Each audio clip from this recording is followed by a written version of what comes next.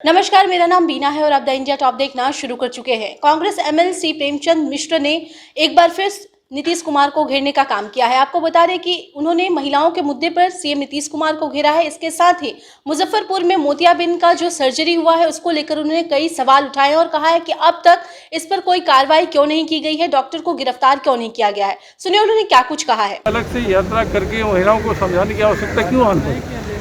इसका मतलब इससे पहले जब भी मुख्यमंत्री ने महिलाओं के उत्थान और विकास की बात की, शराबबंदी की गुणों और विशेषताओं के बारे में चर्चा की कि महिलाओं के जीवन स्तर इसका सुधार हुआ है, इसका मतलब वो सब दावा झूठा साबित हो गया। तभी दोबारा आपको महिलाओं के बीच में विशेष करना पड़ रहा है। मैं समझता हूँ महिलाओं के बीच में कैंपेन करने के बजाय महिलाओं के जीवन स्तर में कैसे सुधार हो, उनको आर्थिक रूप से कैसे संपन्न करें और महिलाओं पर होने वाले क्राइम और उत्पीड़न की घटनाएं कैसे बिहार में बंद हो, इसके लिए उनको यात्रा करना चाहिए तो ज़्यादा बेहतर है। मुजफ्फरपुर में जो जिस तरह से ऑपरेशन किया गया मोतियाबिंद का, मुजफ्फरपुर में 26 लोगों का आँख खराब हो गया है। ये मोतियाबिंद के ऑपरेशन के नाम पे जो जघन्य अपराध हुआ है मुजफ्फरपुर, उस आई अस्पताल के उस कथित डॉक्टर को अभी तक गिरफ्तार क्यों नहीं किया गया?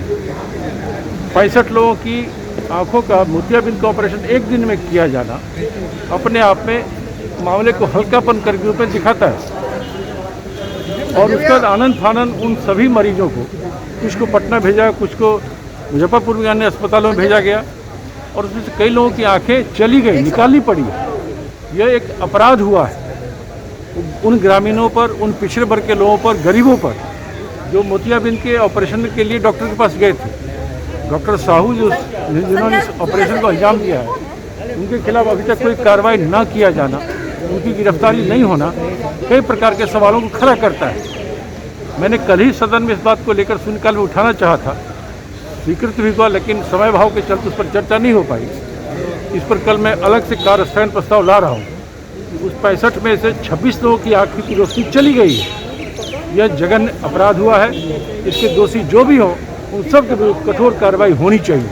उनको बचाने का जो प्रयास हो रहा है यह अनुचित है और इस पूरे घटना ने बिहार के स्वास्थ्य सेवाओं के ऊपर भी फिर से एक बड़ा प्रश्न चिन्ह खड़ा किया है। अगर इस तरह का ऑपरेशन के नाम पर आप लापरवाही कर रहे हैं गरीबों के आंखों के साथ, गरीबों के जीवन शैली के साथ, जिन लोगों की आँख की रोशनी चली गई उनको सरकार का दायित्व है कि उन सबके प्रति वो उचित मुआवजा दें, उनके घर परिवार में लोगों को नौकरी दें और जो दोषी लोग हैं उनके ऊपर सख्त कार्रवाई। विधान परिषद की कमेटी जांच करे, इसकी डिमांड करें या सरकार की जांच करेगी? कल इस मुद्दे पर हम कार्य स्थगन लाएंगे विधान परिषद में, क्योंकि अब तक 26 लोगों की आँख की रोशनी चली गई है।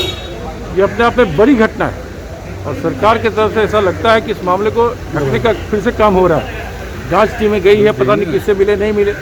पॉइंट ये है। तो ये थे एमएलसी प्रेमचंद मिश्रा कांग्रेस से, जिनका ये कहना है कि सरकार कहीं ना कहीं लापरवाही कर रही है और इसलिए भी अब तक जो है डॉक्टर साहू, जिन्होंने 26 लोगों की आंखों के साथ खिलवाड़ किया है, उनकी रोशनी चली गई है और उनके जीवन से जो है खिलवाड़ करते हुए अब तक सरकार ने कोई भी कार्रवाई उन पर नहीं की है।